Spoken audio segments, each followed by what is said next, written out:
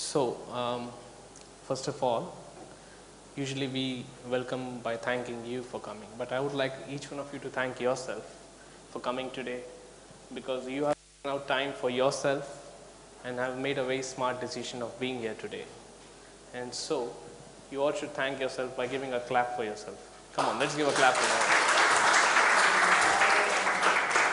Now, the topic for today is the art of decision making.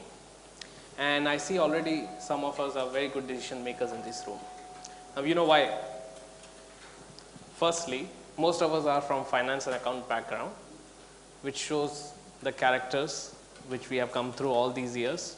And secondly, we chose to be here today after a long day's work. Now, these two decisions, only sensible people like you could have made it today. So again, a clap for yourself, please.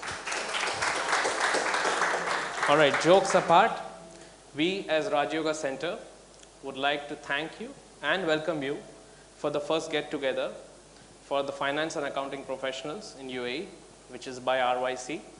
It's an initiative where we want like-minded people from similar background to get together and share ideas of how to improve not only your career lifestyle, but also your thinking, how we can improve our thinking. That's the main purpose of having these sessions together. And this is the first one, just for the beginning, and we'll have many more to come through. Now, the past sessions, if you ask anyone, I mean, as a finance guys and accounting guys, usually whenever you ask anyone what sessions you're attending, recently everyone will be attending a value-added tax session, which is the most common happening thing now.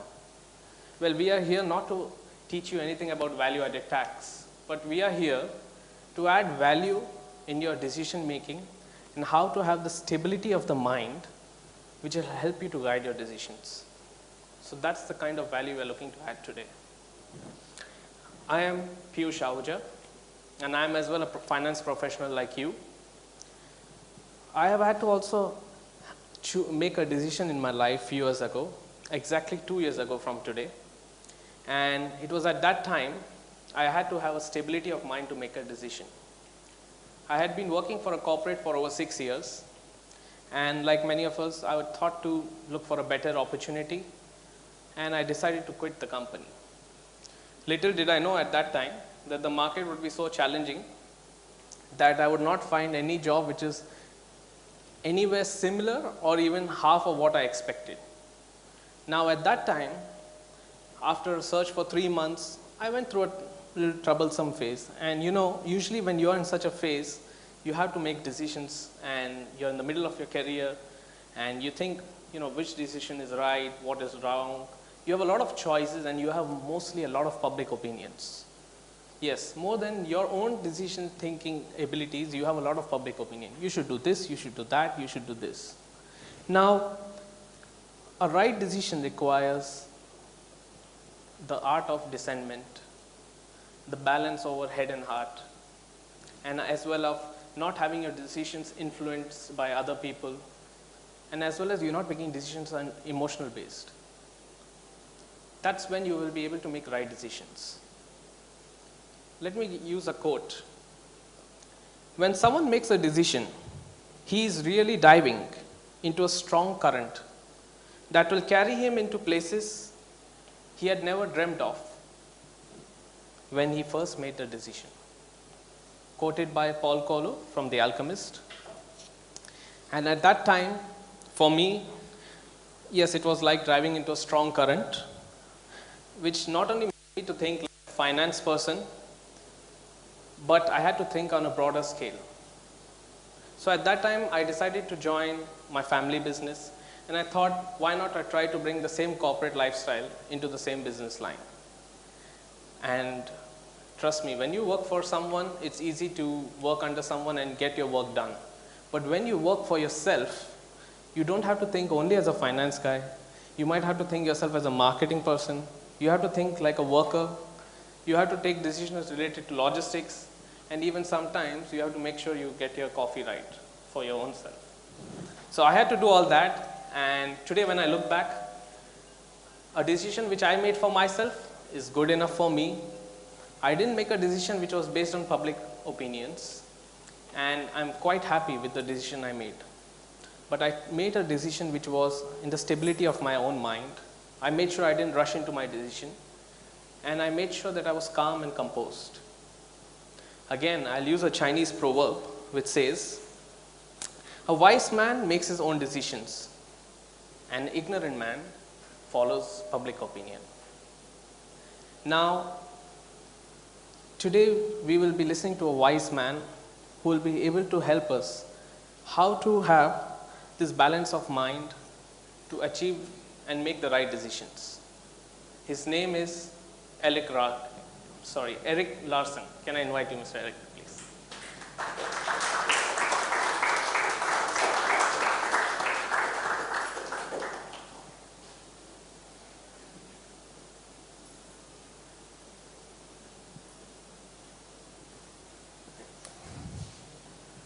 Prerna. And we'll welcome him with a bouquet of flowers.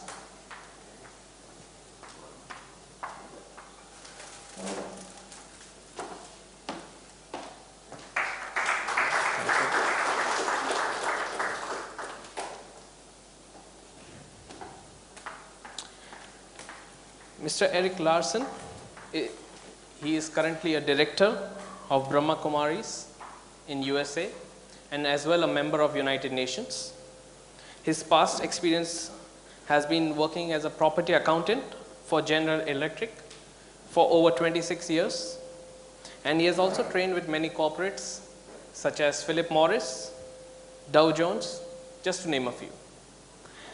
Few of his characteristics, which as a speaker I have noticed over a week of being with him: his clarity of mind, he is collective and calm, he has a good sense of humor in explaining the concepts, and he's extensively knowledgeable and experienced.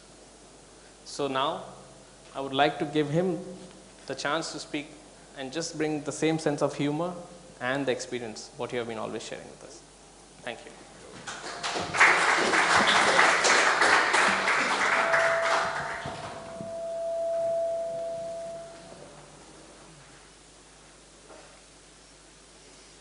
We're all set? Very good. Thank you for a mostly true introduction, but I hope you didn't listen too closely because it wasn't quite right. I'm not a member of the United Nations, okay? Governments are.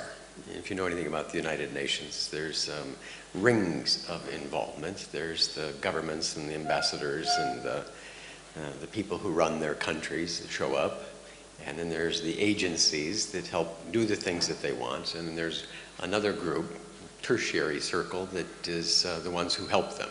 And I'm kind of out in that orbit, okay? Helping kind of individuals think about how they might be able to move forward with the issues of the world. Sounds great, but it's just very bureaucratic, basically. Lots of people talking, and as my grandfather would have said, there's more jawbone than backbone, okay?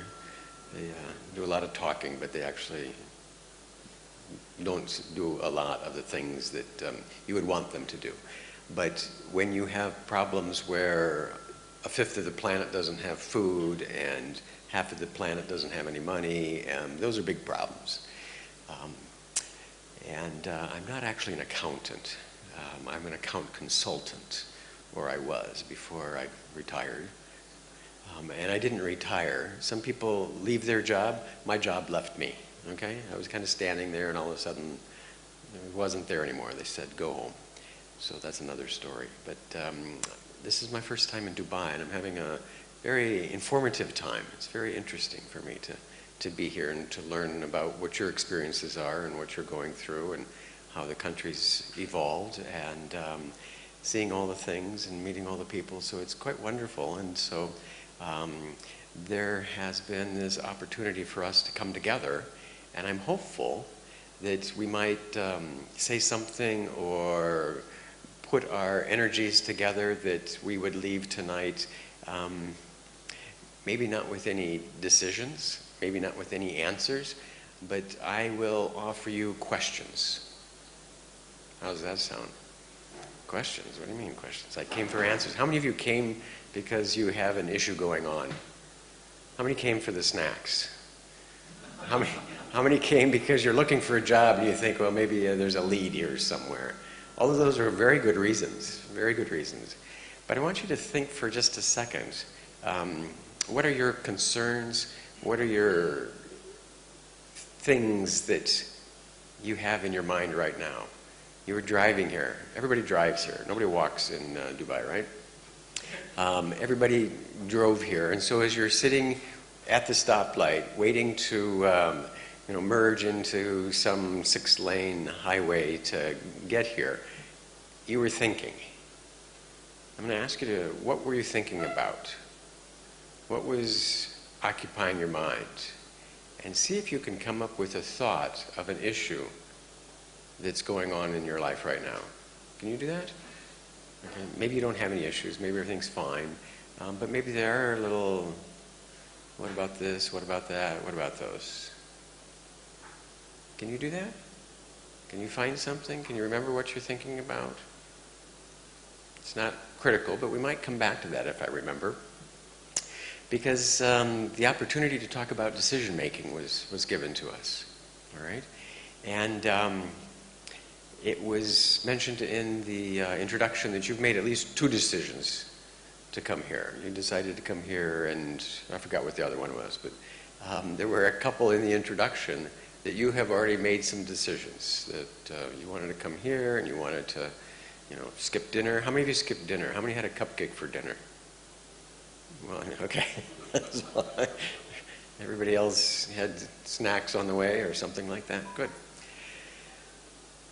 Because decision making, we make decisions, but why do you make decisions? To solve problems. So problems, does anybody have problems? Has anybody ever had a problem? I ask kind of questions to kind of see how they, well, the people who are sitting looking at me without any emotion are kind of not communicating very well. This is, going to be very easy. No problems in Dubai, right? A lot of problems. Every time. Okay, and you have to decide a lot. Why do you make decisions? Why do you decide?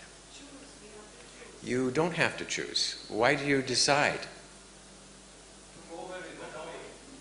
To move forward, okay? To move forward, okay? To move forward towards what?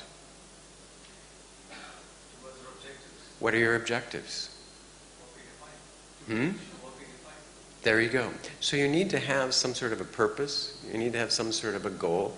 You need to have some sort of something that you want. What do you want? Do you know? What's your life about? Just one more paycheck?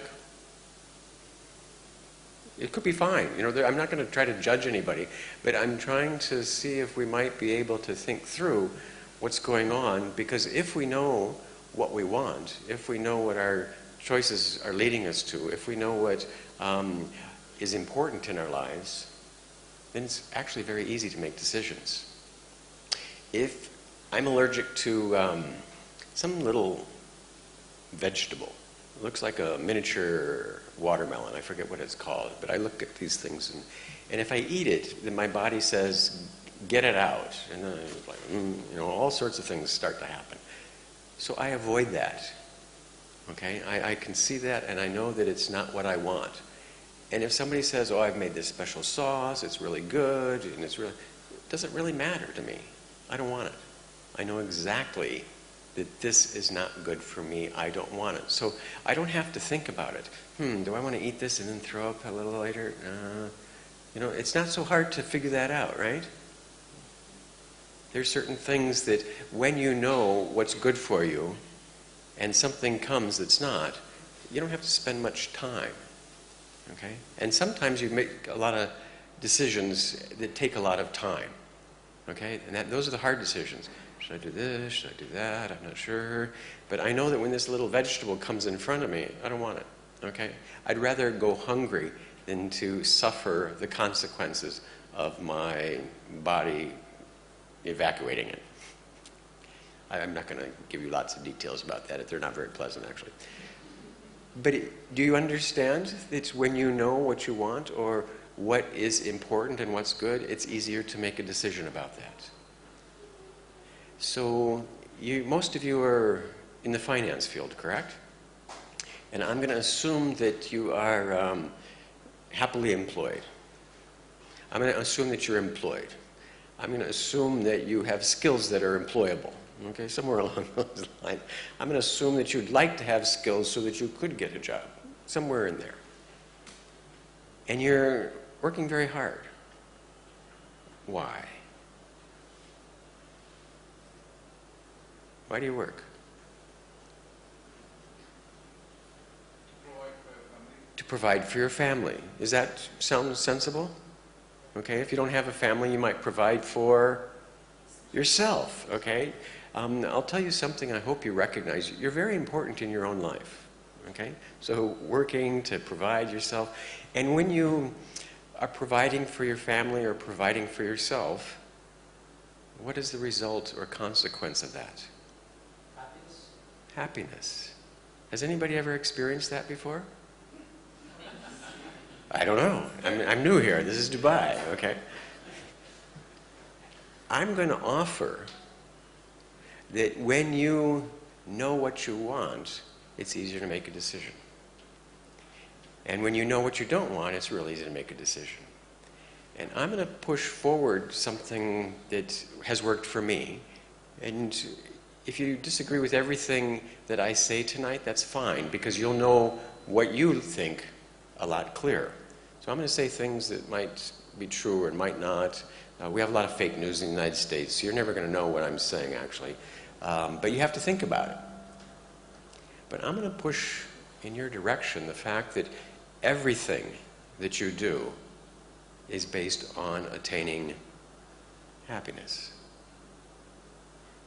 or peace, or love. And I want you to think about what you do during the day. I work. I get money. I get money to provide for my family. When I'm providing for my family, I feel good. I feel happy. I'm actually working to have that experience of happiness. Does that make any sense? And I want you to kind of expand your awareness or thinking that I got to do this, I got to do this.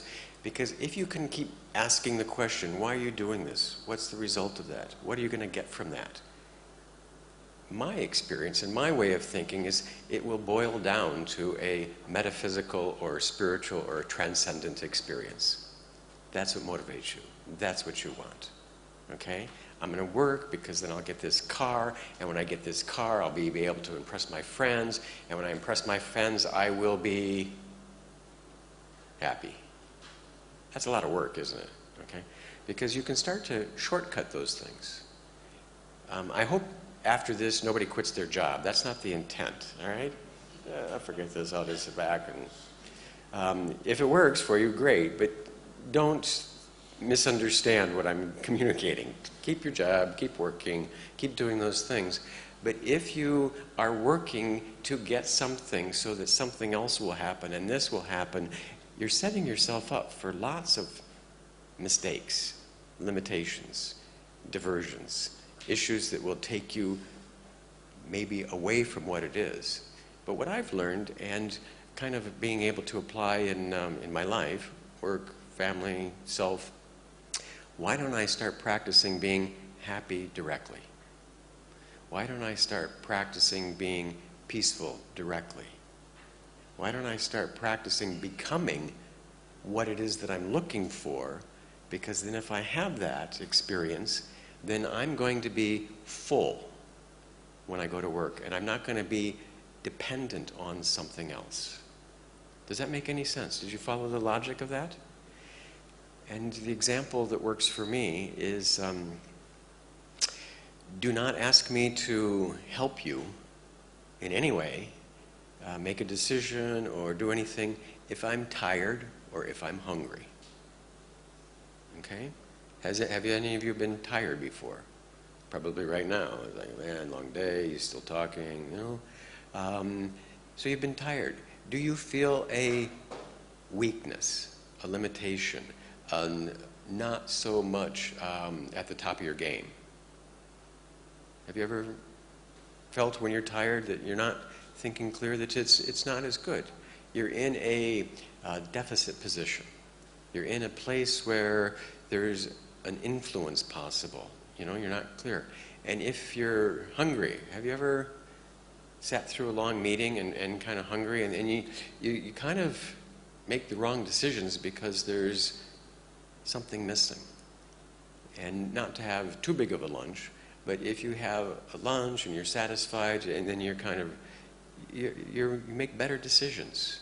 Does that kind of jive with your experience? That when you are needing something or missing something or in a deficit position, you don't think as clearly, you don't make the best decisions. Does that make any sense? Your heads are supposed to move, yeah, okay.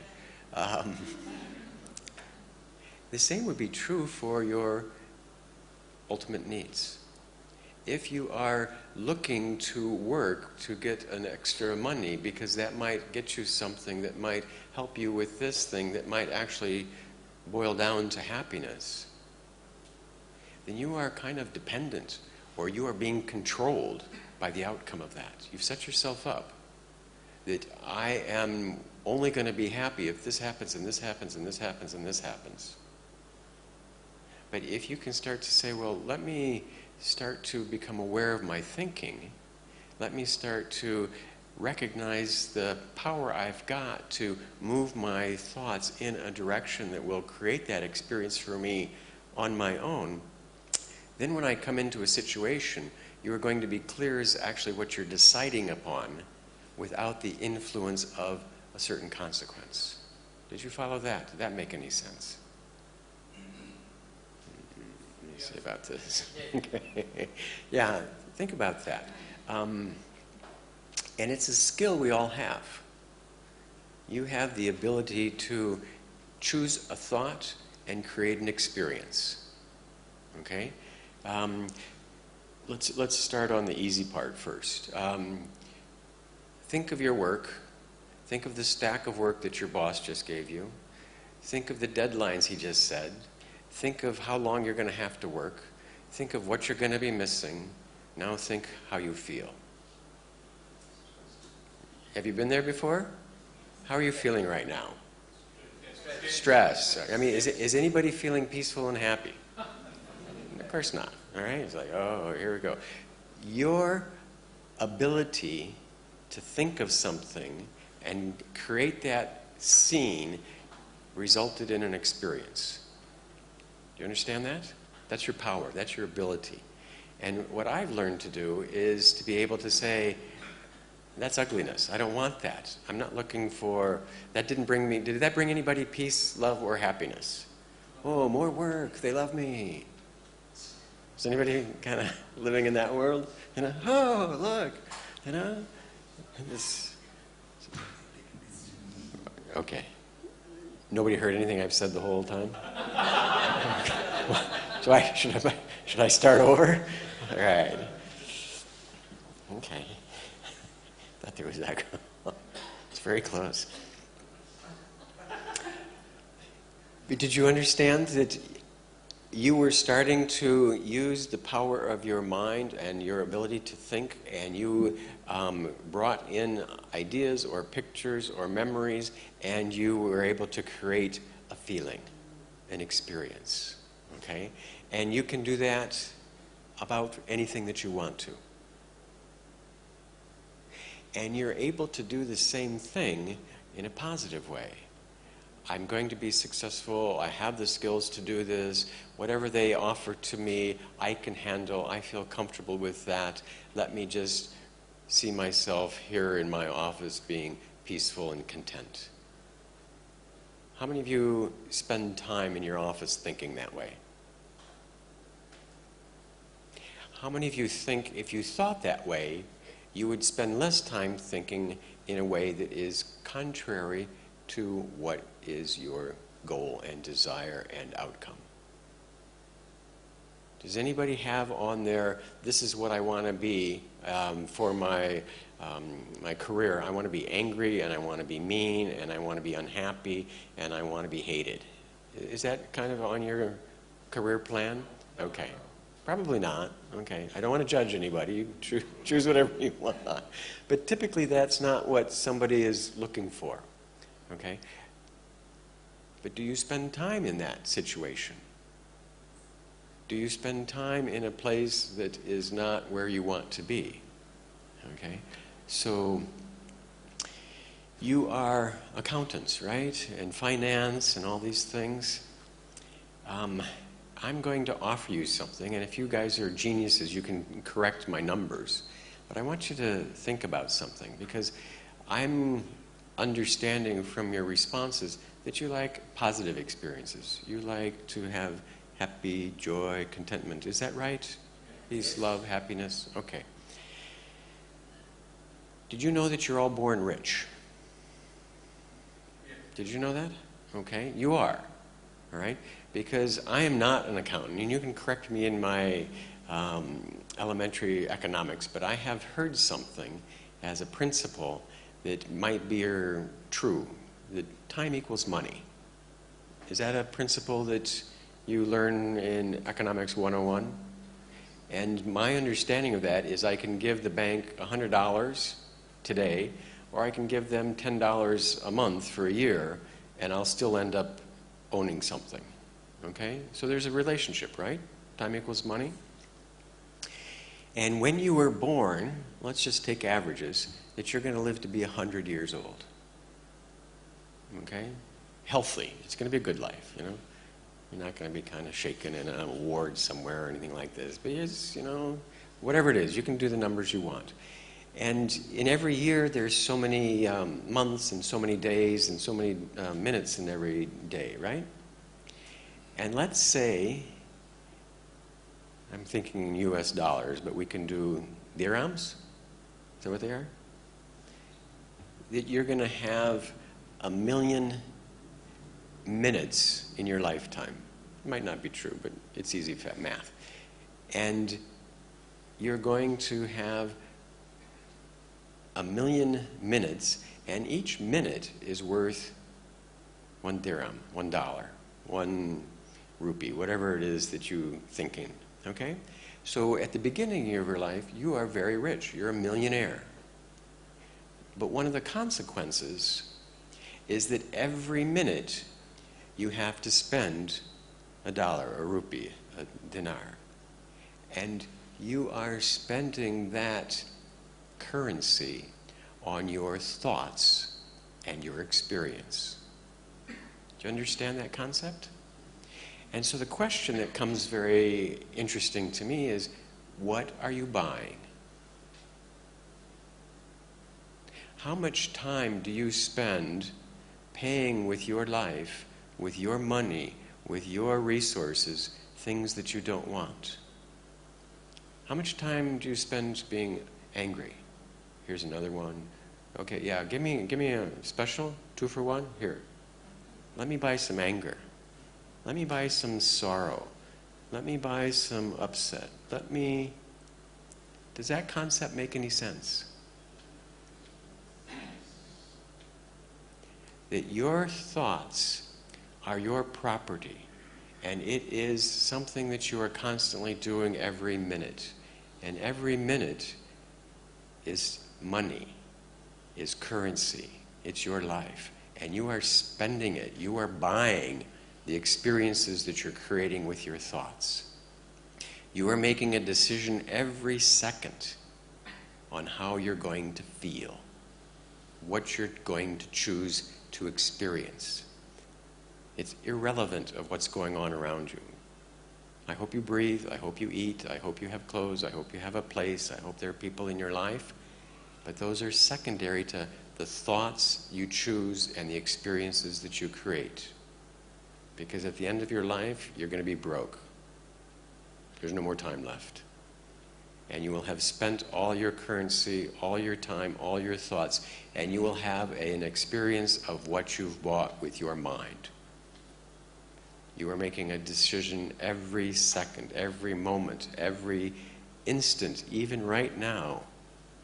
How do I want to feel? What do I want to think? What am I creating? Does that make any sense? Your thoughts are a part of time, and that's money, and you are spending your life buying your experiences based on what you think. Should be pretty easy to understand for the financial types, right?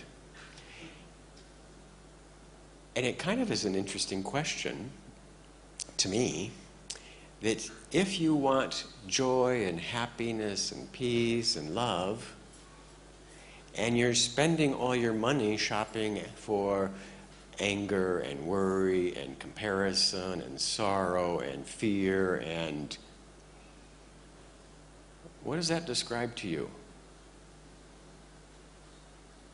Okay, I want to go north, so let me head this direction.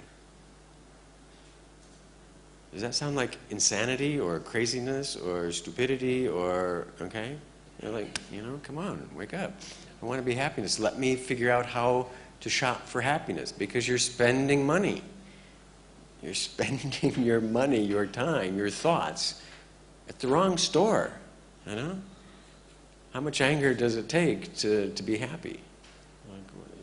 It's not convertible. So one of the things about decision making for me is to decide what I want. And you all told me that. You want peace, love, happiness, stuff like that, contentment, joy, write them down.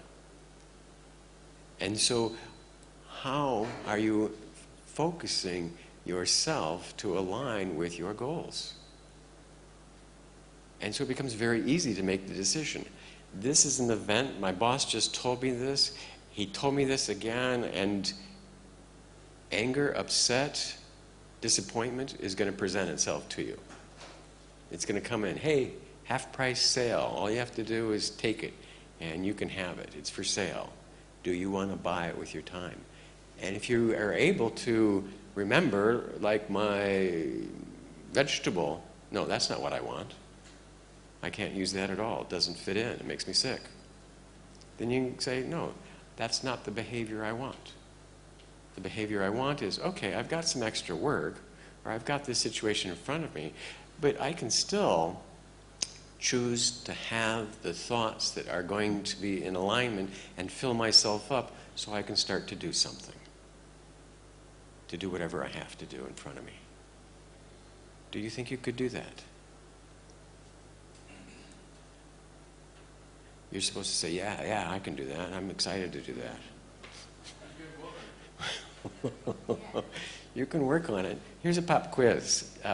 We did a little program here last week, whatever day today is, I don't know. And I met an individual, and he said that the ruler, what do you call him, sheik, has encouraged your well-being. Okay, and he indicated that there's a program going on now that you should exercise 30 minutes for 30 days. Is that true? Okay, and so all of you know about that, and all of you think good health is probably wonderful. It's starting to reduce in its enthusiasm. Okay, and so therefore you recognize that doing this is good for me and it will help me in my life, and this is all sorts of stuff, and that's why all of you are doing it, right? That's why all of you are doing it, right? Okay, important little feedback in that process. Something has been mentioned, it sounds like a good idea, you know that there's benefit in it. Why don't you do it? How many of you are you doing it? Okay, very good, congratulations. Okay, and some of you are tired by doing it, so you couldn't raise your hand. I understand that too. But there's a sense, learn about yourself. Why is it hard for me to do something good for myself when I know that if I do this, the results are what I want? I want good health. I want to be happy. Okay? And so that decision should be easy.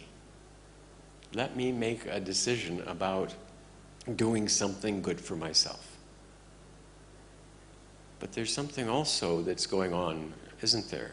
Whether it's inertia, whether it's laziness, whether it's I'm not worth it. I don't know what kind of a conversation you have in your mind. But it's there, isn't it? Yeah, okay, it sounds good, but it's going to be effort, all right?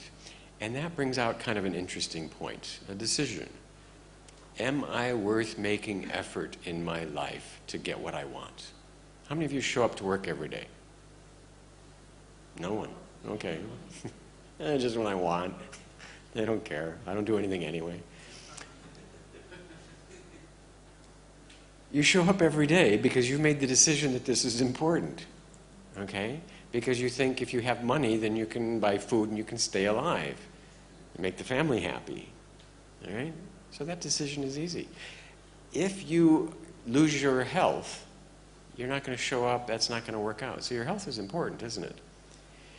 And if you lose your job, if you don't have the health, if you can't go all these things, you can't afford this stuff, you are going to be unhappy. But you want to be happy, so you keep doing these things. And so you need to sustain yourself. You need to take care of yourself. How many of you take, what do they call them? Keeping you current classes or programs. Do you have to take any kind of recertification for licenses here? Yeah. Okay. There's a continuous professional education. Yeah.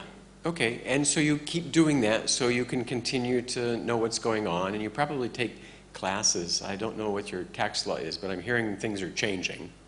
Yeah. Okay. And so you probably want to know that. Okay. And so you have to keep making effort to stay current, to stay what is possible. Same is true for your inner life. Okay? It's not like, oh yeah, I had a good thought, I was happy one time, and that's enough for me this life. Okay? It's how do I practice? How do I continue? How do I move forward? How do I start to learn to nurture myself, to have the things in the moment so that I'm not depending on something in the future to happen to get that. I worked with someone who, he says, I'm not going to do any of this stuff. It's too stressful. I've got so much work. I got all these things. I'm going to relax when I'm dead. I'm going to. It's like, okay, well, it's a plan. I'm going to wait to be happy when I retire. I'm going to wait. There's no waiting. It's never going to happen. If you don't say, I'm going to put some energy into my life, I'm going to practice being peaceful or happy, I'm going to start having thoughts that will bring me those experiences, and I'm going to train myself so that I am strong, so that the external is not the driver of my well-being. Do you think that's possible? Do you think it's possible for you to be able to focus on something, even though something else is going on, and still concentrate? All right? You do that at work all the time, don't you? Whatever's going on, here's the issue, you've got to focus on that, and pretty much you've zeroed out everything else. It just doesn't exist because you have chosen a thought. You have chosen to focus in on it. You have great skill, you have great power when you choose to use it the way you want. And I'm going to ask you, why don't you choose to think about the qualities or thoughts that will give you the experiences that you're actually looking for? The peace, the love, the happiness. How do you practice that? How can I do this? And it's not going to be, here are 3 thoughts, and this is all you have to do. It's not a mantra, and it's not going to be a chant, and it's not going to be anything. But it's a way of starting to train yourself to look at the world. And it's taken me, I've done, an awareness of my thinking for 30 years. Okay? And it doesn't mean that there are things in the world that are going exactly the way I want them to. But it gives me an ability to deal with the situation that comes with a fullness and a clarity and not a neediness to have it be a certain way. Does that make any sense? Okay? Have you ever set yourself up, I will be happy when this happens. And it didn't happen, so I'm going to choose to be unhappy. And I'm going to show you I'm happy. Look at me, I'm unhappy because of this. Right? How many have done that before? Consciously chosen to be miserable. Okay, good for you. It's very natural. You know, this is what I thought, this is how it has to be. You have to sit a certain way. If you're not sitting this way, I'm going to be unhappy. All right? You probably know people like that. You've probably been that person sometime before also. Okay? Why not do the other? You can sit this way, you can do this way, but I'm going to just be happy. You know? Your sitting in the chair isn't going to affect how I want to be. But oftentimes we do it the other way around. I'm going to choose to be what I want if this happens, if you do this, if this works out, all these things. And you set up all these hurdles so that you don't get what you want. Does that sound like craziness to you? I want to be happy, but only if all these things happen. And if they don't, then I'm going to just sit here and look at you unhappy. It's your fault. I want you to reclaim that power. I want you to recognize that, no, if I start practicing an awareness of how I think, if I make the decision that I want love and happiness in my life, then let me decide to have those thoughts so that I get that. And if you're going to pout or if you're going to do whatever you're going to do, that's your choice. You know, it's kind of a miserable situation that you find yourself in if everybody around you is, choosing to be unhappy.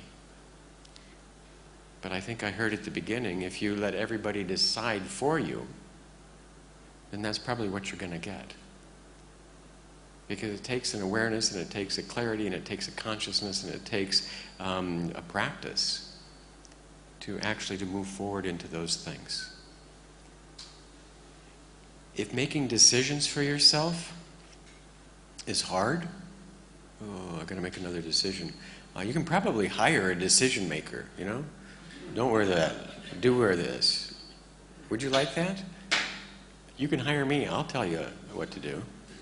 It's very expensive, It's like $5 every decision. Wear the black socks.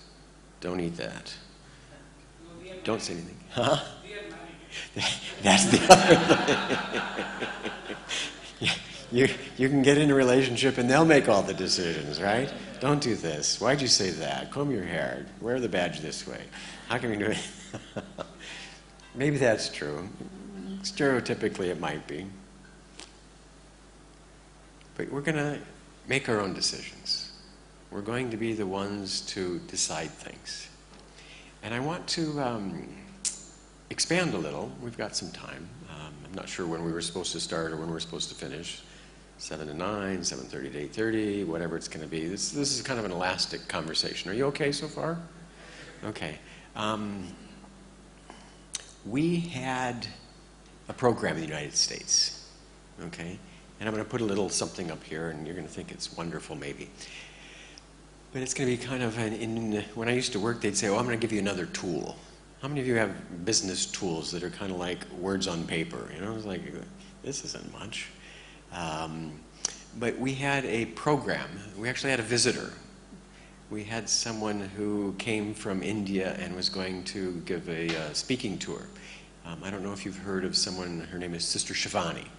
And she toured the United States for the first time on the East Coast last summer. Okay? And it's like, what a great idea, And want to show you that you can step out of your own thinking. It was mentioned a little earlier in our introduction that you can wear different hats. But there was a few who had the idea that we should have this big program, big lectures, and we could have people flying through the air. And I'm going to move. Is that okay? And pretend that I'm going to write down something important over here. But we had what I'm going to call the creative thinkers, okay? We can do this, and we'll have colors, and we have a retreat center up in the mountains in New York. And it's like, we can pave this, we'll have this big canopy and a big stage, and great thoughts, okay? And they had a lot of ideas, and they were making all sorts of decisions, okay? And they were what I'm going to call the creative types. Okay? How many of you are in the creative types? All right? Yeah, I've got some ideas. This will be great. And then there were others that were kind of looking at them and saying, how are we going to do that? You know? And there were those that would have the decisions like, this is insane. How are we going to, have people fly? How are we going to pave this? Where's the parking going to be? There were all sorts of questions. And every time there's a question, there's a decision. And so there was I'm going to call them logistics. There's nothing good or right about this, but it's just kind of a way to recognize that you have different ways of looking at the situation. Okay? And then the creatives had this vision, and these guys were saying, how are we going to do it? And then you should know the next question. What was the next question? No. How much is this going to cost? You want to pave this, you want this thing, you're going to have 2,000 people, you want sandwiches for everybody, where's the money going to come from? It's really easy to have good ideas, okay? It's really easy to have a lot of ideas. It's very hard to have a good idea. And then it's like, how are we going to do it? Okay, we can build this stage, we can do this, and it's like, wait a minute, you guys are way ahead. Where's the money coming from? It's another question about this program, all right? And then there's, all sorts of other little questions that come out from logistics. How are we going to, cook the beans, and how are we going to sort those out, and where are we going to park the cars, all sorts of things. And then there was another group of us that said, wait a minute, is this legal, all right? Can we even do this stuff, But I'm going to put this up here. I don't know if you can read it, but it's just that in our everyday, we have different hats. We have different ways of looking at things. There are lots of different angles to look at a situation. And so if you are ever looking at something, trying to make a decision, one of the best things to do is take a step back. Because sometimes you get narrowed in. And if you've ever narrowed in on something, what happens? You lose your periphery. You kind of lose the balance of that. Sometimes you can be so focused that you are kind of losing the context of what's going on. And so it's one of the things about making a decision for your life or at work or for lunch, whatever's going to happen, things like that, to move around. And these are not fixed things. You don't have to say, gosh, is this sandwich legal to eat? That's kind of a foolish question, all right? And it's like, well, but logistics is good. If I want to have rice for lunch, it's a half an hour away. They only give me 20 minutes for lunch. That's not going to work out. So, different ways to look at situations. Does that make any sense? And so what are the ways that you can continue to look at things? And one of them, for yourself, might be, forget legal. Everything is legal in our thinking. Does this align with my goal? And what was your goal? What was your purpose? What was your direction? What do you want in life? Okay. How does this connect me to my happiness? Okay? And it's a real interesting question. Is this going to be something that will eventually bring me there? Or is this something that I can start to be happy with and deal with in another way? How can I start to think about these things? Because if you only look at creative, logistics, legal, and finance of any situation, that would be fine. That would get you through that. But if you start to forget what you really want and start to lose yourself in all the other stuff, that happens very easily, doesn't it? And then all of a sudden, why am I feeling disappointed, upset, sorrowful, whatever it's going to be? Because this is a big part of our thinking. If we take care of this first, these decisions kind of come second. If we have to do these waiting to get this, that'll never come. Wanted to play a little with you. Are you game for something that you have no idea what's going to happen.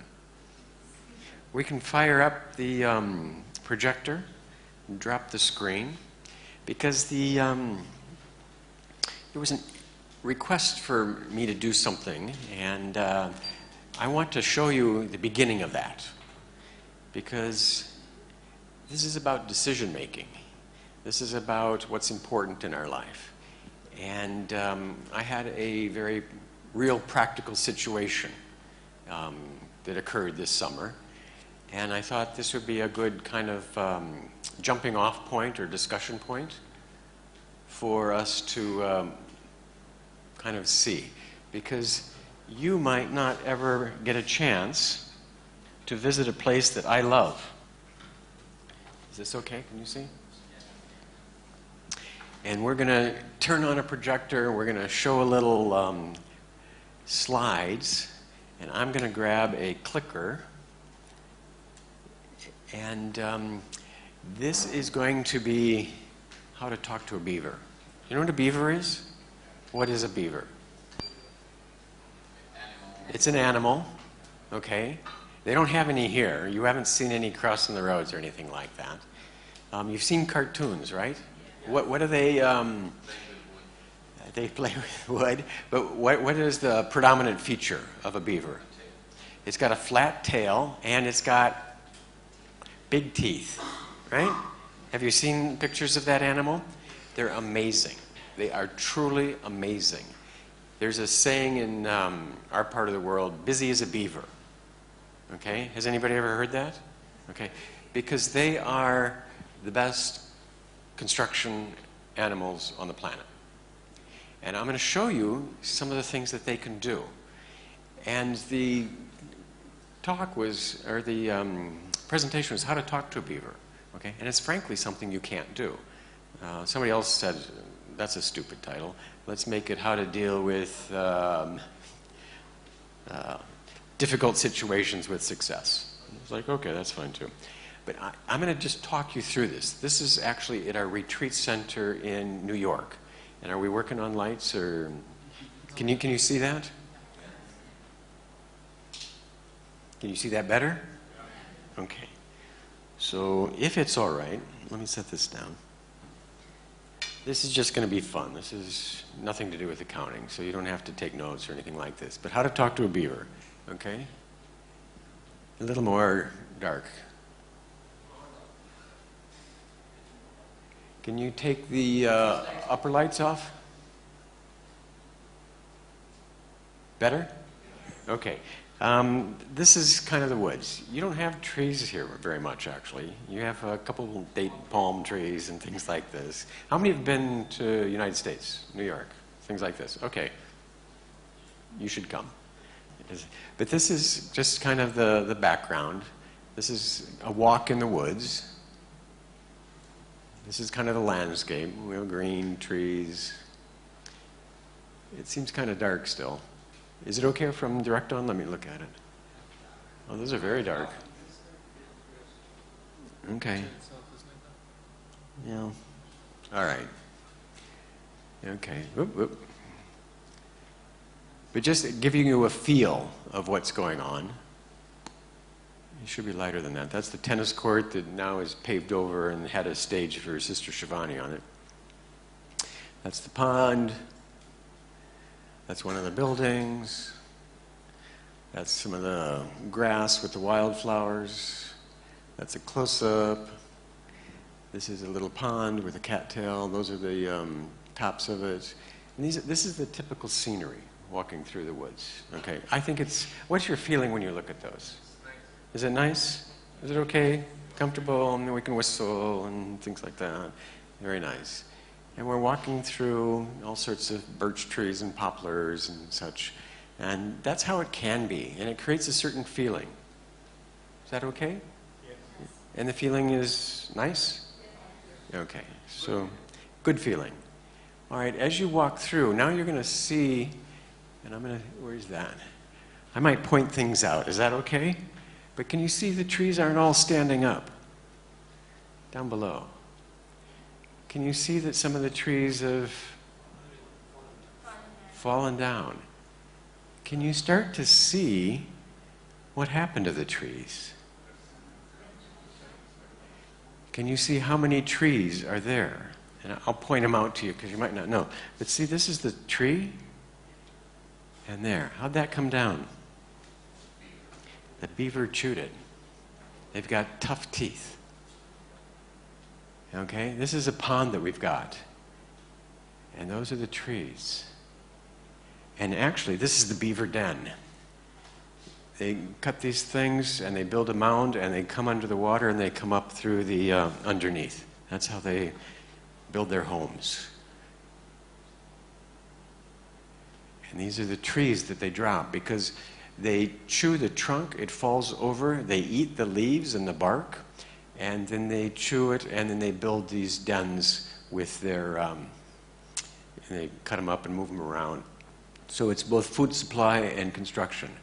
Can you see how they drop the trees into the water? How do you feel looking at that? Okay. Yeah. It's your feeling, it's your thought, it's your vision. You're creating these things. Okay? Those are the trees as they drop over. That's over a bridge. Okay? That's from the other end. That's from the beavers. And you can see how they drop the trees into the pond. A little close-up. It's kind of artsy, but it's still, okay. See how they chew those with their teeth, okay? If you ever want to go and chew on a palm tree and see how hard that is, you know? Do it at night, no one will see you. That's when the beavers do it, okay? They just, and now a little beyond, there's a stream by that pond. And so this is kind of how we take people out. We have retreats there. And we start walking and take them out. And, oh, this is so nice. And all of a sudden, oops, let me go back. That's what they do. They chew around and around and around, and they drop it in the stream. And why do they drop it in the stream? They build a dam. And the dam floods, and then they have a big pond, and then they have a new home. That's how they do it. See all the stuff down below? That's just the bark. And that's the beginning of the beaver chewing on a tree. And these are big trees. And that's kind of how they start to build. Now I'm going to show you this, because this is the top of the dam. Okay, this is the stream. I don't know if you can see that very well or not. And that's how they do it. They start dropping it, and the water builds back up. And this is one or two beavers who've done all this. Okay? And it's you know, it'd take all of us with chainsaws and kind of to figure out how we would do this. They just start chewing on the trees. And they start dropping all these trees. Okay, I don't know if you can see it. It doesn't seem very bright. But it's about 6 feet of rocks and sticks and mud that the beaver has built up. And they build a huge dam. They're amazing animals. Okay?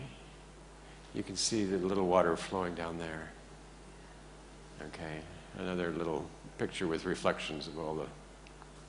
And you can see here on the bottom side what the dam looks like and how it kind of comes back. But this beaver is, and then we're coming back from our walk. And that's one of the main buildings at Peace Village. But the reason I showed you that is because the decisions I want you to make is, how do you deal with that? Okay? If you thought it was nice when the trees were standing up, and your feeling was less so when they were down, and you want to create that atmosphere, how are you going to deal with that situation?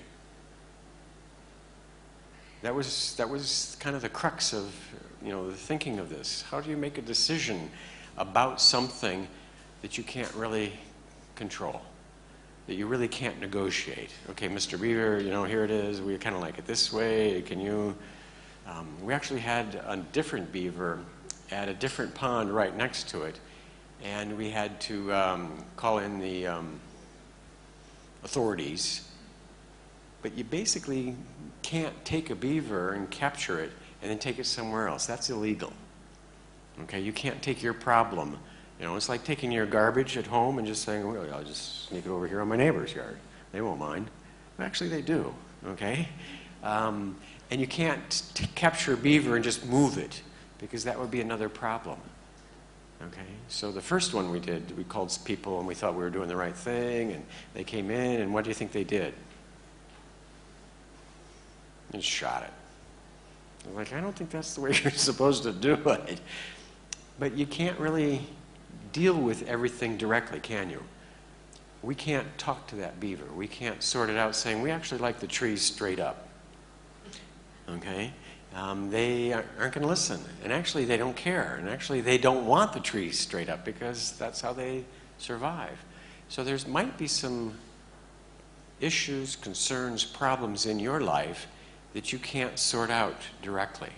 And so you've got to come up with another way of doing something. And I have another way of doing something. You can turn the projector off. Is that okay? And based on some of the things that I've been doing, I want to give you another kind of a tool to look at things. And it's worked well for me for making decisions, because there are certain decisions that you have to make where it's not the way you would like it to be. Okay? I would like the beaver to be somewhere else, and I could feel, oh, it's so nice that there's nature here, and we love animals, but we don't want them right here. Okay? It's really nice because sometimes we'll be in the dining room and, oh, look, there's a deer, you know? But if you have too many deers, they eat all the plants, and they're like huge mess, okay? And sometimes we'll be sitting and, oh, there's a bear. Everybody look, there's a bear, okay? And it's great to see them, but you don't want the bears around your garbage, okay? If you have little children and you leave them near the garbage, the bear doesn't know the difference, and so it's going to grab whatever it can. So, you know, it's kind of funny. We like things, but not too close. We want certain things, but not too much. But there was another way of looking at this, and one of the things I have been doing, and offer this to you to think about, is that the way I have developed is based on a training or an awareness for how to develop myself personally. And there are actually 4 subjects that I study on a regular basis. I call them spiritual subjects, but they're about my thinking and my self-transformation or my self-improvement. And the one is in these quadrants that I'm going to share has to do with knowledge, okay? And a question that might work out for this, and a question that might work out for you, is if there's any situation that I have to make a decision on, how much information do I have, or what else do I need to know? Do you understand? Does that make any sense? So when you are faced with something, you've got a new client, they've got a new business, they have a different way of doing things, what would you do? You'd observe, and when you observe, what would you learn? You get the information that's necessary for you to do your job, okay? Does that make any sense? That we have to, what else do I need to know?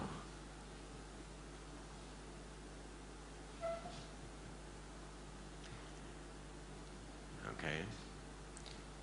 And these are going to be 4 questions. These aren't answers, but these are quadrants that you can move into to rethink about what it is that you'd be facing, so that you might be able to make a decision a little clearer, because you're going to have different perspectives. Just as we had different quadrants of thinking about a program that were all necessary and important and valuable, I'm going to offer that there's 4 different areas that you can start to think about from a different point of view, so that any situation that comes in front of you, you're not going to get stuck or stopped but you're going to move from one to another, and you can come up with your own way of looking at something, so that you will be able to move through understanding that if you have that strength and happiness or joy to begin with,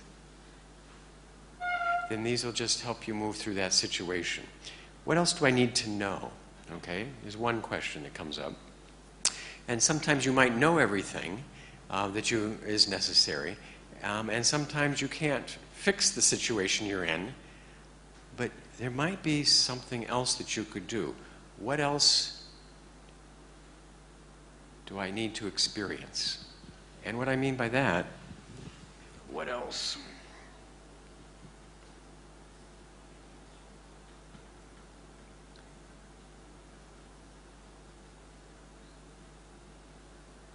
That's supposed to be experience. Sometimes you're in a situation at work, and you're in a meeting, maybe right now, okay? And you're thinking, gosh, you know, I thought this was going to be a lot more fun, more exciting. I thought I was going to learn something. I never got a cupcake. Who knows what you're thinking right now, okay? But it's possible that you're in a situation where, okay, you know, we've got a little more time. Maybe I need to be more patient. Maybe I need to be more tolerant. Maybe I need a different, and at the Raj Yoga Center, there's concepts called powers, okay? What do I need to deal with the situation?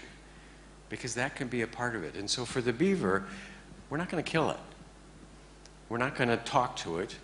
We've learned what we can, so what can I do for myself to deal with this? So maybe there's going to be tolerance, maybe there's going to be patience, maybe we're going to change our mindset and say, hey, look, we've got a beaver. Everybody should come and see how beautiful this forest is because of that. We can change something in our awareness. So what else do I need to experience, or how can I change my perspective? Okay? Does that make any sense? It's just a different way of looking at something to get me through that, so I'm not stuck with a negative feeling. Beaver, why are they doing it? It's so ugly, I'm so... That's choices there. I'm not real happy about the situation, but I'm not going to become unhappy about it either. Does that make some sense? That's what it is. How can we do it? And so this is kind of the power that we might need. And there's another kind of a class or a topic or an area or a quadrant that helps me in making decisions. And it's, what can I do? Okay? And it's interesting to think, that's a can. I don't write very well at this angle. And you need to emphasize it in the right way. The way I want you to read this question about self, way of being, is what can I do? Okay? As opposed to what can I do? All right? Same words, but totally different meaning. Okay? So it's like, what can I do? Okay? I can go in there with a chainsaw. We can clean some things up. Actually, I've started to collect these little narrow sticks, and I'm trying to sell them as magic wands. You know, beaver hewn, natural forest, wooden. It's got the beginning. All you have to do is add a few feathers, and magic will happen. They're $100 a piece. I've got some over there.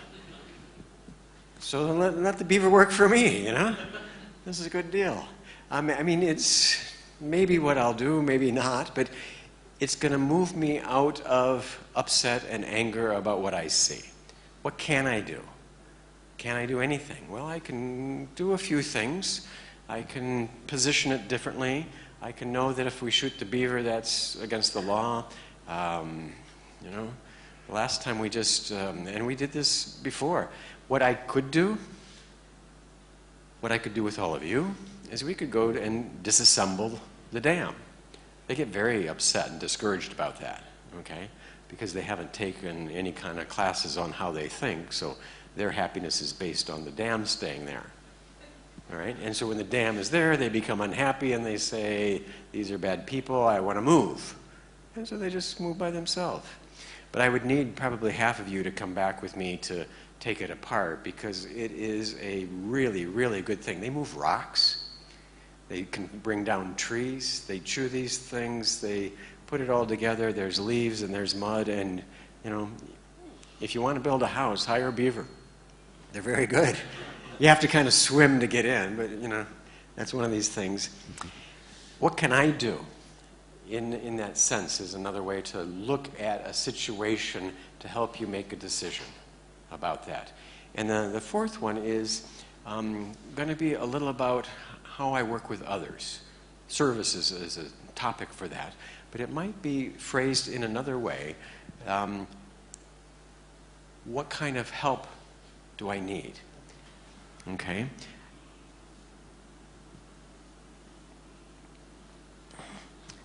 Or how do I work with others? Because, you know, for me, what can I do? Well, I can go pick up some sticks and maybe sell them as magic wands. But if I worked with all of you, we could probably do something different. So, what do I need to know? What are the qualities I might need to deal with situations? What can I actually do myself, and what can I do with others? And I find these very helpful, you know, and I want you to play with those a little so that you can start to recognize that when you make a decision, sometimes you get locked into your way of thinking and what you want, and you can't see yourself beyond that. Does that make any sense? Have you ever been in that situation? Okay, and then you call your mother, or you call your friends, or whatever it is. But you've already gone into this category. Okay, you've reached out to something. And maybe you go to another website for jobs, or, you know, and you find out whatever else is. I mean, you're kind of doing these things, but I want you to be conscious that there are alternatives and that there are ways that you can think, and that you can ways that you can do those things, because I want you to try to remember where we started. Where did we start tonight? You started with happiness, almost. You started with a question about coming here in your car. And the question was, what are you thinking about? What's on your mind? What are your issues? What is the problem? What are you puzzling with to make a decision on? Do you remember that? It was a long time ago. It was like hours ago. Do you remember your answer to that? Because what I'd like you to do, just in a short time, is run through those questions. If you're thinking about quitting your job, does anybody here have their boss in the room? Okay. Just don't want to embarrass anybody. Oh yeah, I was thinking about quitting my job. Oops. All right. I was thinking about firing you anyway. But what else do I need to know? Okay? How does that question come up with the issue that you had when you were kind of stuck in traffic coming here? What else do I need to experience? What would help me get through this? A little more patience, a little more tolerance, a little more, you know, some sort of practice of being happy myself and not worrying about these things. What can you do about it? Can you go to another website? Can you go to look for another job? Can you ask for a raise? Can you recognize that, you know, if I do something, it's going to change? And can I work with somebody else? Can I somehow reach out and get somebody who might be able to have the experience? You know, that's what the networking's for. I hope you continue to meet like this. I probably won't make all your meetings, but if you know each other, then you're going to feel different about what's going on. You're not going to feel isolated and alone. That's why these types of things are great. You get to know who's who, you kind of know what's going on, and so you're going to feel a little more in control. So good luck to your monthly, annual meetings, whatever it's going to be. Do those questions make any sense to you? Okay? Will you be able to think of those and say, these are the questions I want for myself, and refine those? Yes, you say, yes, I'm going to do that. Because if you are interested in making good decisions, I'm hopeful that what we've said tonight, that you know what you want. You want peace, love, happiness, joy. You know that you're thinking and that you're able to move these things. You know that you are spending your life making choices all the time. And you know that there are different ways to look at any situation. And so you have, from my perspective, a great opportunity to look at things in a way and make decisions in a way that you will get what you want, whatever the circumstances are. Did we travel together through that process? Did that make any sense at all? Are you happy now? Are you happy because I am done, or are you happy just because you are choosing to be? Yeah, number one. See how that goes. I have left some time for feedback, questions, comments, further conversation. Okay, I've been told we've got till 9 o'clock, but you know, your timetable, your reference is up to you. But would like to see what's going on with you. What did you hear? What did you like? What can you use? What is not clear? And that you can write those down and make your own little table or quadrant and carry that around with you. Anybody, how are you doing? It's okay? Question, comment? What else can we add? What additional tools aside from what you've just spoken about can we look at or keep in mind? Yeah. I would kind of reinforce a regular routine for yourself, okay? For myself, I find that when I have the things that I want for me, if I have a feeling of self-worth, if I have a level of preparation in what I'm doing, I work part-time still, and so when I'm prepared, I go into a meeting or a situation with confidence. Okay? And when I know that I'm there to do something and I am comfortable with my skills, then I can be open to whatever's going to happen. If I'm not prepared on what I'm supposed to do, then that weakness comes through and it goes really bad. So knowing your skills or content or the information that you need to is critical. Okay? And also knowing that you know that and allowing yourself to be easy works for me also. Because you're going to mostly work with people, even though it might be numbers or it might be computers or something like this. There's a person somewhere along, and if you can recognize what they want and listen to what they want and not be in a situation of needing something, then you're going to be able to respond. They're going to be happy and things are going to go fine. If you come in weak and unprepared, they're going to get upset. There's going to be some sort of a negative energy floating around, and no one's going to like it. So kind of, I think the phrase is sharpening your axe is real important, both on your skills side and on your self-worth side. Does that make some sense? Is that okay? That would be if I have to deal with people outside or Yep. I'm going to a meeting, or that's probably more towards my work environment. Okay. But my question was, how does, for example, meditation, Okay. can that be also another tool? Oh yeah. Oh yeah, very much so. I used to work as an insurance property account consultant. And so if you're working for large firms, they have stuff and they have buildings and they have operations and they have a need for insurance.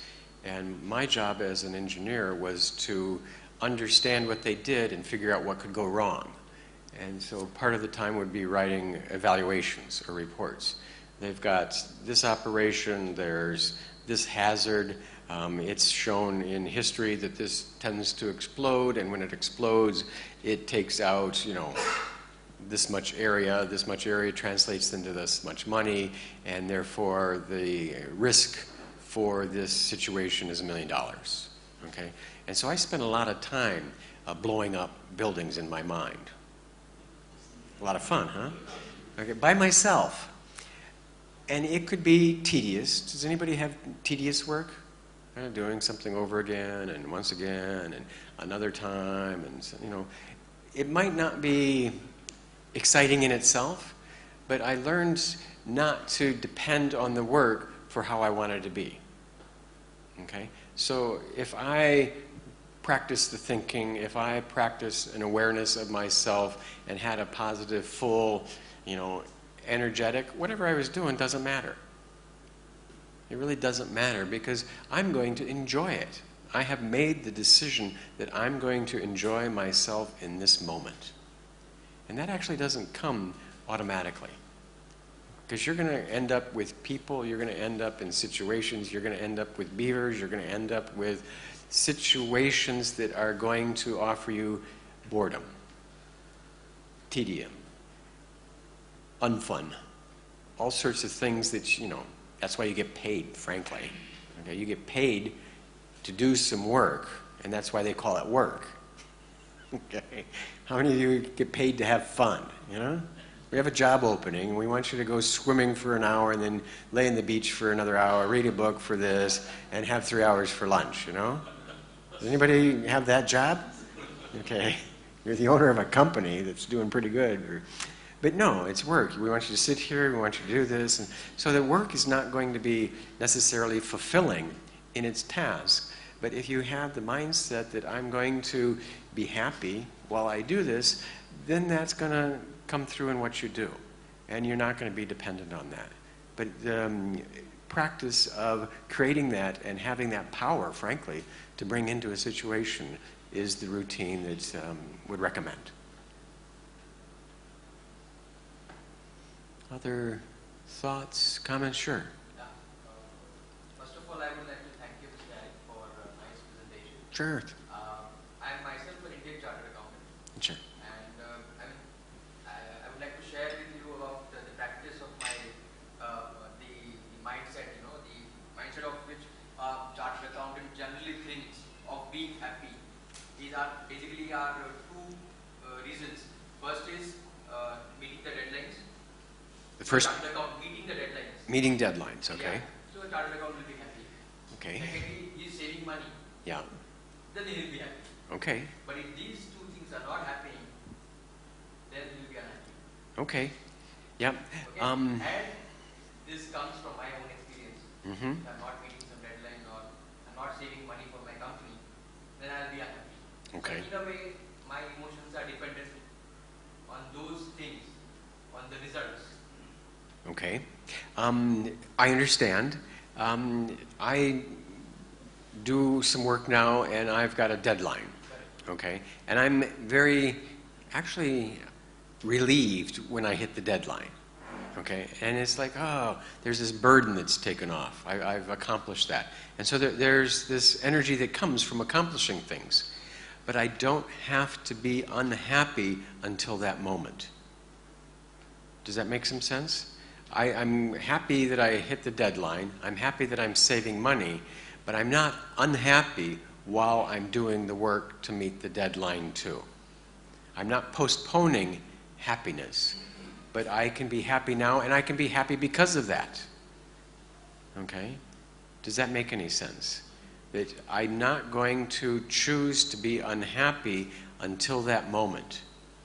I'm going to choose to be focused, and, you know, it's not like I'm dancing while I'm working or anything. All right, here we go, happy. But it's kind of an internal feeling, right? So I can choose to have that experience and also recognize my accomplishments and get happiness from that also. It doesn't mean that happiness doesn't come from that. I've been happy in Dubai. Oh, look at that, look at this, this is interesting. You know, this is an interesting experience. There's 6 lanes of traffic going 4 miles an hour. Okay. I had a choice on how to experience that. You've got these roundabouts that is like, you know, how long does it take? But I was with people, I was seeing things, and so I chose to enjoy that. Now, maybe after a week or a month, it would be less enjoyable. But it's still, you know, have you ever been, come on, come on, come on, let me go, I've got things to do? It's your mind that is the creator of your experience. And so I'm going to be doing my work, and let me be pleasant with this, and when I hit the deadline, I can feel good also. But no need to limit your experiences that are beneficial by postponing them for something external. Does that make any sense? Okay. Question or comment? It's not a question, but you know, in today's society, Yeah. particularly here, we have this pressure of moving forward this lamppost of happiness. If you have a better job, then you'll be happier. If you make Okay. more money, you'll be happier. Yep. If you have a better car, better watch, better house. So you actually, if you do not pay attention to, I understand his challenge. Sure. If you do not pay attention to what is important to you, then you're never gonna experience this happiness, because this That's correct. elusive Yeah. target will always be somewhere else. When you reach this, they'll give you a new target. Okay. So his boss will not be happy. If you're achieving your targets, boss will reason probably, I'll give you more on your plate. So then There you go. It's never going to happen. and it's while I understand where you're coming from. Yeah. In this fast-paced city, Yeah. where you have 6 lines constant everywhere, if you go to a bank, if you go to immigration, if you go to your kid's school, Okay. it takes some practice, but it takes more than just practice to slow down everything and to enjoy this beautiful traffic. You know, I'm Look at this. it's like look at this. Think about Eric and his beaver. Yeah. I spent like 2 hours that. coming to Media City this morning, and don't worry about it, because in the evening it will be another 2 hours to go from Media City Okay. to some other place. And you bring up a great point. It's going to be 2 hours. Yeah. Okay? And so what is your thought about those 2 hours? Is it going to be filled with dread and upset and anger? I mean, you're still going to be commuting for 2 hours. Okay? And it's going to be your choice on how you fill those 2 hours. Why is there so many cars? Why am I living here? What is going on with this? If that's your chatter, then think about, why am I here? What am I actually doing? If I can't fix something with myself, there's a possibility that maybe the situation is more than I can handle, and that's really good information. Because that's the information saying, I need to do something else. Let me see what I can do. Maybe I can change this in another way. Maybe I can leave earlier. Maybe I can move. Maybe I can just accept it. Maybe I can do something. But if you are faced with a situation you can't change, all you can change is your attitude. All you can change is your perception about that. And if you're going to say it's going to be 2 hours and I choose to make myself miserable, so be it. You are going to have to do something every moment of your life. You are going to have the freedom to figure out how you want to see that situation. If it's 2 hours, get a book on tape. If it's 2 hours, play some music. If it's 2 hours, get a hand free and listen to someone talk to you. Okay? I have some of my best conversations when I'm in the car driving. Okay? I don't know if they've got the cars here, but they've got, voice. And actually, I don't talk, but it's a great time when someone wants to talk to me. Because I'm doing 2 things at the same time. Yes, I understand. Okay. No, I don't know why they would say that to you. Okay. And I'm going 80 miles an hour down the road, Yes, I understand. Okay. So I plan my conversations at the time when I can do something else, so that I'm not with that mindset of, why am traffic so long? Why is this happening? I should be doing something else. Does that make any sense? It's not really about traffic. Traffic as an example, which Yep. is, I believe, closest to most people here. Okay. Yeah. But it's interesting that if you know a situation is going to be there and you know it's going to be a problem, what can you do about it? Can you leave earlier? Can you change? Can you, I gave the example sometime when I worked in an office and we had a whole floor. I was close to the bathroom, but I would go the long way just so I didn't have to go past my boss's office. All right? Because he had the open door policy, and the open door policy means he could see who goes by when he see, Eric, come in here. Like, I got something for you. Oh, great. So I would walk the other way to avoid that so that it wouldn't be an interference. So knowing a little and taking appropriate actions can kind of help also. What is happening around me? What can I do to make it so it fits into it? And how can I, make decisions that are beneficial for myself, like avoiding problems? I've done that a number of times. Oops, there they are again. Let me kind of go the long way. Let me go this way. And it's not that I'm thinking that they're horrible, but I don't want to encourage another problem. Does that make any sense?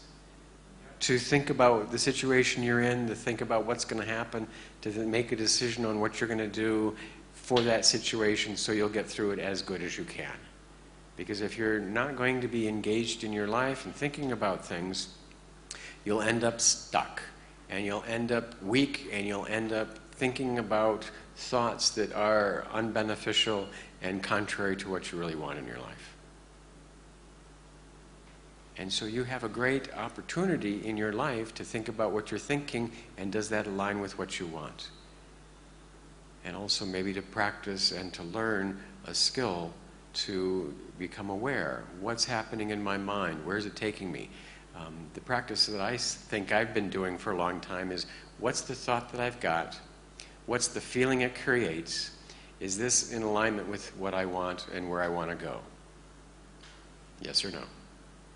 Okay. And if I have a thought that is creating a feeling that is not in alignment, then I know that I need to start working on the thoughts that I'm choosing. And if I don't choose thoughts, they will choose me. And so I need to be engaged. I need to be aware, and I need to have alternative ways of thinking to move me out of anything that is problematic. I get stuck and I'm unhappy. How's that sound? Question, comment? For example, if I make a decision based on these things, Yep. for any example, and then my parents, for example, just my parents come and say, oh no, you're not supposed to do this, but you're supposed to do this based on our experiences, it's not right for you. Okay. Then how do you do? Yeah. How do you deal with that? You ask these questions, you say, well, Eric said I should look at it this way, and he seems like a very wise and wonderful person, and so maybe you should go and listen to him too, because I'm going to do this. But there are going to be circumstances where what you want isn't what you're going to get. And so how are you going to resolve that? Okay? I don't know if this is a good example, but the United States has had a lot of natural disasters in the past couple months. Okay, we've had hurricanes, we've had floods, we've had fires, we've had all sorts of things, and nobody would want that. Nobody chooses that, but those things come, and you have a choice. Why did it happen to me? Why is this a problem? What am I going to do? And you can just sit and wallow in that, or you can say, well, what can I do? How do I get some help? How do I work with these things and start moving forward? And so sometimes in relationships or parents or work or whatever it is, what can you do? And what are the values? Are you happier by saying, I'm independent and this is right for me? Or am I going to be happier nurturing a relationship that might last longer? I don't know. And maybe they would listen, and maybe they won't. And maybe it's to do this, and maybe it's to do that. There are no specifics. Okay? If you want easy answers, you get a dartboard. You know, the red is yes, the black is no. Okay? Or you get dice. You know, 7, roll again. Less than 7, no. Higher than 7 is yes. You know, and then it's easy. This is the decision I make. But if you want to check with yourself, then there's going to be a lot of different variables. I've probably made it oversimplified, but in your life there are going to be hard choices. And if you are comfortable with what you've done coming into a situation, if you feel that you've looked at it from a number of places, if you've looked at it in a situation where I've tried this, I look at it, and this is my best decision, that's the best decision. Don't ever regret anything because you're learning. Oh, it didn't turn out the way I wanted. Well, I've learned more about things now. I've got experience. Okay? If you want something and you don't get it, you get experience. Okay? And so, you know, if you say something to your parents in this specific case and they come back to you and you don't like that, all right, well, maybe I'm more comfortable doing something else. But it's an individual process that is going to work. And if you do your work and you do your practice and you come to a decision, it's going to be the right decision at that moment because that's the best decision you can make. And don't ever regret anything. It's a waste of time.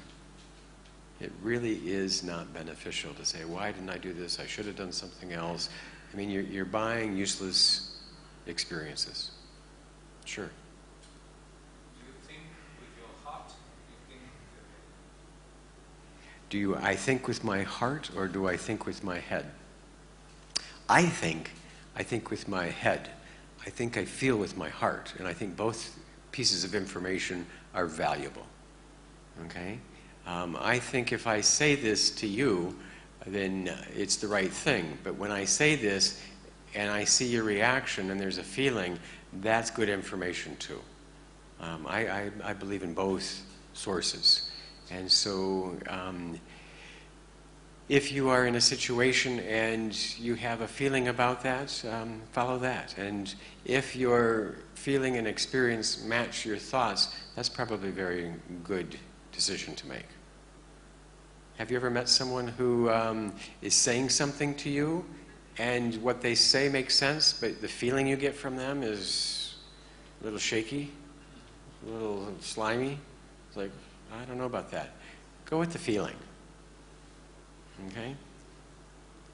So I feel and I think, and they're both very valuable. And so the more you can start to be aware of how you feel, the more you're going to have information that's going to help you make a decision. And I'm going to make a decision for all of us. And the decision is that you've asked great questions, but that was the last one. And what I'd like to do, if it's okay, we've got just a couple minutes, I'd like you to see if you can do what you did earlier, but on a positive side. I took you to your office and your boss and the work and things, and you created an experience, right? I want you now to see if you can follow my suggestions and think of a time when you were content. Everything was fine, at work or at home. And bring that situation back. There was an easiness, there was a happiness, there was a feeling of contentment. And I want you to see yourself in that moment again. And focus on that moment and what was going on, and bring back that experience of happiness, contentment, joy.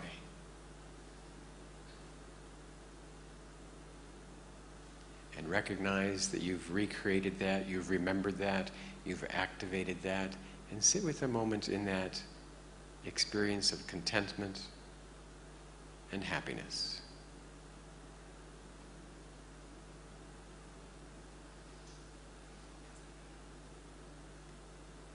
And recognize that in a 2-hour traffic jam, you can do that again. Or in a meeting where someone keeps talking and talking, you can go into another place, remember a quality, and they can talk forever. So thank you for coming.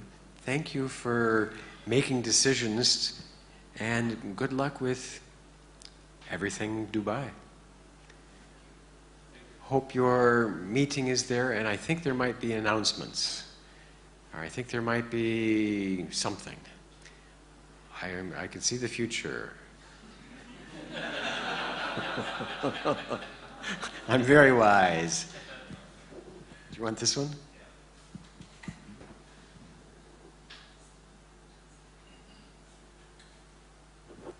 Thank you, Eric. To sum it up, what I just gained was, I think the 2-hour traffic was a very good point. I mean, that's what most of us would recollect. That it's how you choose to be in a situation, how you deal with it. And don't attach your happiness to a particular situation. And if you choose to be happy, irrespective of what happens, in the end, that's what really makes your lifestyle. And if you decide to be dreadful, you will be always dreadful, and you cannot change that. If you chose to change your thoughts, it can make a big change in your lifestyle. And again, it's commonly said that life is what 10% happens to you, and 90% of how you react to it. So 90% is your chance, so react in a better way. Thank you everyone for joining us today at Raj Yoga Center. Just to let you know what we have upcoming few sessions here.